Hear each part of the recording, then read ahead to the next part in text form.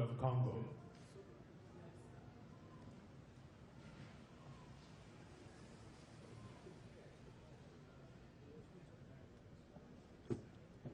His Excellency Joseph Kabila Kabange, President of the Democratic Republic of the Congo.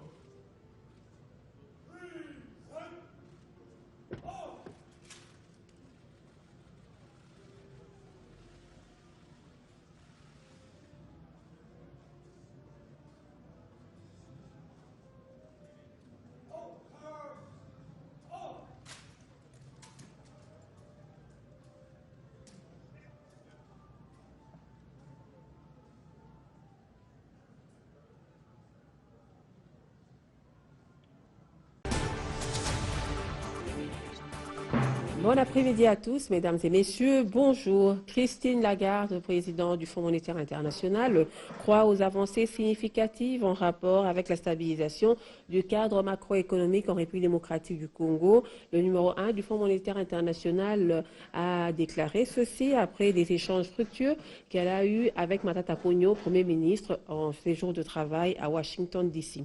Dans sa suite, Placide Matoubou. Arrivé ce mercredi 13 avril 2016 à Washington, D.C., le Premier ministre Matata Ponyo Mapon a été accueilli par une délégation des officiels congolais constituée notamment du ministre des Finances, des conseillers du chef de l'État et ceux œuvrant à la primature. Pas de repos pour le chef du gouvernement qui s'est rendu au siège du Fonds monétaire international. Il sera reçu par la directrice générale de cette institution de Bretton Woods. D'abord, un tête-à-tête avec Christine Lagarde avant de participer tous deux à une réunion élargie République démocratique du Congo et FMI. La patronne du fonds reconnaît les performances économiques accomplies par le pays de Joseph Kabila Kabange. Fort heureusement, malgré les turbulences mondiales et malgré les risques qui s'accumulent à l'horizon, il y a un certain nombre de pays qui arrivent à mieux tirer leur épingle du jeu.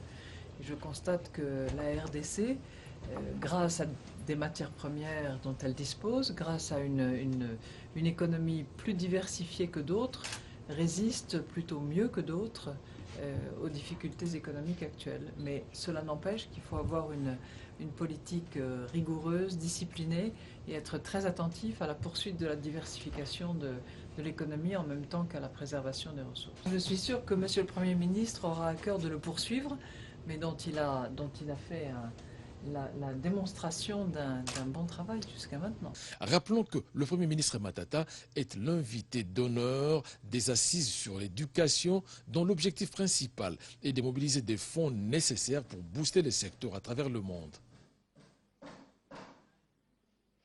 Et à l'Assemblée nationale, le président Aubin Minakou a reçu hier en audience Luzolo Bambi, conseiller spécial du chef de l'État en matière de bonne gouvernance, lutte contre la corruption et blanchiment des capitaux. Avec le président de l'Assemblée nationale, l'entretien a tourné sur la situation de spoliation des maisons de l'État. Par ailleurs, Aubin Minakou a également présidé une réunion en rapport avec l'annonce du décès du deuxième vice-président de l'Assemblée nationale, Kombo Kissing, décédé hier matin à Paris. Il était question de voir comment organiser les funérailles de cette personnalité du pays. Pendant 5 jours, les experts, les partenaires associés au processus électoral, mais aussi tous les secrétaires exécutifs provinciaux de la commission électorale nationale indépendante prennent tous part à une formation axée essentiellement sur l'inscription des électeurs. Cette opération qui permettra le remplacement d'un nouveau fichier électoral, elle va faciliter aux animateurs formés de transmettre à leur tour les matières électorales acquises à d'autres formateurs. La formation est assurée par Onissim Koukatoula, rapporteur adjoint de la CENI. Bébé Diankoulou et Timothée Piamboula pour le reportage.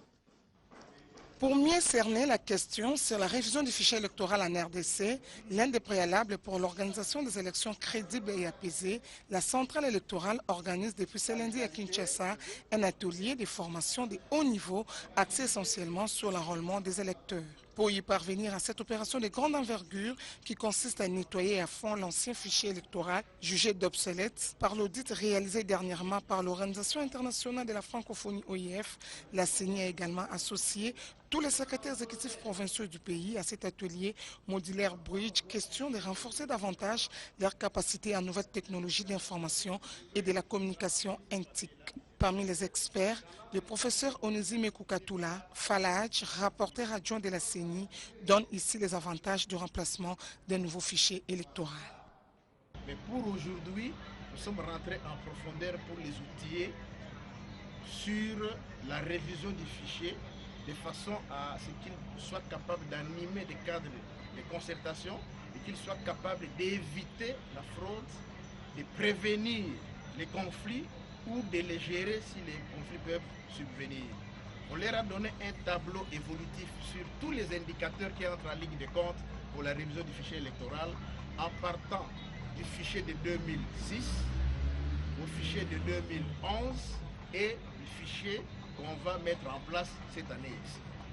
L'innovation, c'est que les fichiers actuels qu'on va mettre en place est capable ou sera capable de prendre en charge les 11 scrutins. C'est-à-dire que c'est un fichier qui sera inclusif, un fichier qui sera exhaustif, exact et qui mettra toutes les parties prenantes à l'aise de façon à éviter ce qu'on a connu en 2011. Notez qu'au terme de cette formation, les animateurs formés seront à mesure de transmettre 5 sur 5 les différentes matières électorales acquises à d'autres formateurs.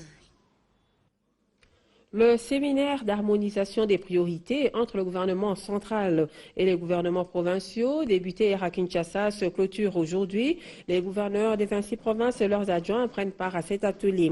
La promotion du développement local et la sécurité au niveau des provinces est l'un des thèmes de ces assises. Et pour le gouvernement central, les gouverneurs des provinces doivent plus s'impliquer dans la mise en œuvre de la décentralisation, moteur de croissance de développement des provinces et des entités territoriales décentralisées. Reportage de Obed Kambale et Rachel Masengungandu.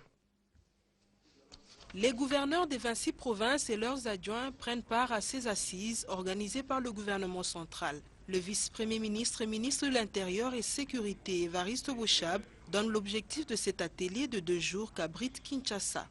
Il s'agit de nous mettre ensemble, à savoir gouvernement central et gouvernement provinciaux, pour harmoniser notre manière de mettre en œuvre l'unique programme de la RDC dans ses diverses déclinaisons nationales et provinciales. Et qui a pris la convocation de cet atelier, placé sous le signe de la requalification de nos missions, dans un contexte de balisage du dialogue national et de préparation aux élections. Pour le ministre d'État, ministre de la Décentralisation et Affaires coutumières, Salomon Banamouéré, les gouverneurs de toutes les 26 provinces doivent valoriser les initiatives communautaires avec des projets qualifiés de novateurs. Nous vous encourageons à valoriser l'initiative communautaire tout en construisant la stabilité locale. La population congolaise a montré que le chef d'État a une raison de pouvoir mettre en place les 26 provinces.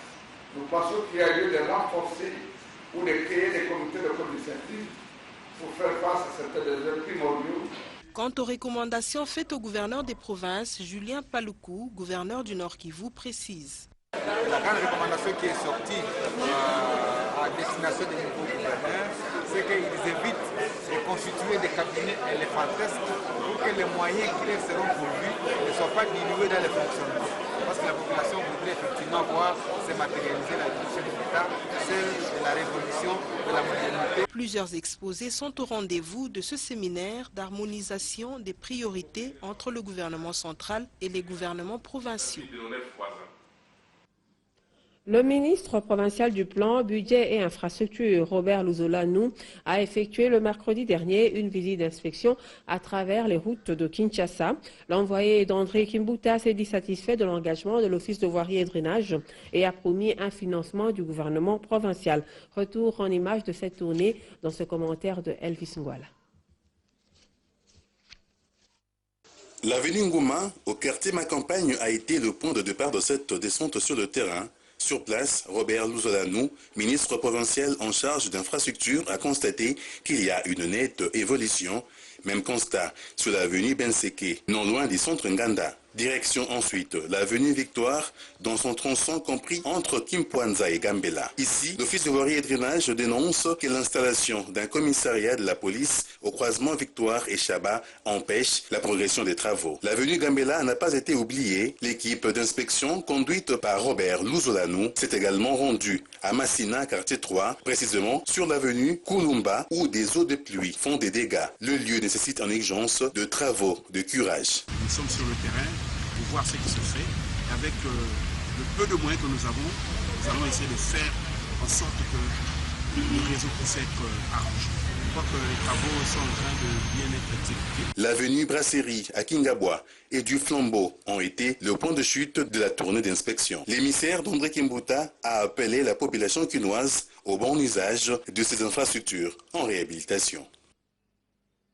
Autre avenue qui attendent encore la réhabilitation, c'est le cas de l'avenue Université qui couvre les communes de Ngaba, Makala et Kalamou qui se trouvent dans un état de délabrement très avancé depuis quelque temps.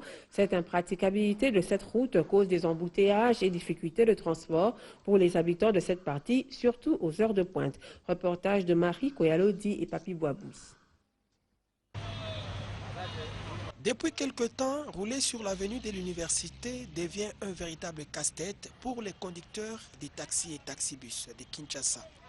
Si dans plusieurs coins de la capitale Kinshasa, beaucoup peuvent se réjouir de la réhabilitation et modernisation de leurs avenues, ici en tout cas, les riverains de l'avenue de l'université attendent avec impatience la réhabilitation de cette grande artère qui traverse plusieurs communes de la capitale Kinshasa. Ni des poules par-ci, crevasses par-là, la population est exaspérée. Camion mapa, il y a plein victoire. Il y a Baluka A, Deket, Baluka A, Moussou de Baluka, le maman est arrêté, on a été là-bas. Mais par la grâce de Dieu, on va tout faire. Jusqu'à tout comprendre, on a été pour nous, ni les sangs. Conséquence, des embouteillages interminables, surtout à des heures de pointe.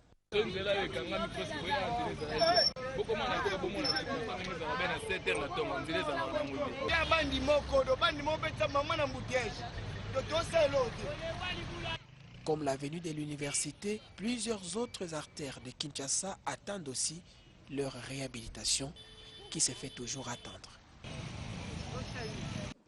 Le non-respect de biens publics se porte bien à Kinshasa. Par exemple, la mauvaise gestion des drains de canalisation, l'enjambement des séparateurs et bien d'autres comportements inciviques sont observés dans le chef de la population quinoise, raison pour laquelle une équipe de Digital Congo a effectué une descente sur le terrain pour faire le constat. Christelle Tibambevita nous en parle. Kinshasa, capitale de la République démocratique du Congo, tourne au rythme d'une montée spectaculaire d'insalubrité parmi les indicateurs. Ces drains de canalisation de la commune de Ngaliema, récemment construits, mais ils sont bondés des sachets, des bouteilles plastiques, bref, de toutes sortes d'immondices. Éléments exposant la population à des multiples dangers tels que la fièvre typhoïde, la malaria et toute autre maladie hydrique. En ce qui concerne les routes, les drains de canalisation bouchés ne permettent pas la circulation aisée des eaux après la pluie, endommageant ainsi les routes. Que faire pour rendre salubres ces espaces? Quelques habitants proposent des pistes de solutions. Les Congolais ont une mauvaise habitude. Ils préfèrent jeter leurs déchets dans les drains de canalisation, ce qui n'est pas du tout normal. Même parcelle, biloko wana nyonso bakendeka kodeversa ngo mbala moko na terrasse. Esika oyo mai elekana te. Par ici, l'eau ne circule même pas, faute de drains bouchés. Soki pe tobi biso bato ya salo to bato ase bato ba chauffer ndo tozaka boye soki to sala musana na se ça ma bien te pona ni ndenge kanga makuna. Autre bémol, c'est la destruction des séparateurs par les automobilistes côté piéton.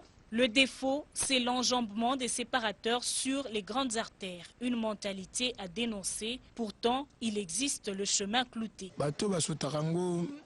Ceux qui enjambent les séparateurs ne connaissent pas l'utilité de ces séparateurs. Ils devraient normalement aller jusqu'à la bande des piétons pour mieux traverser.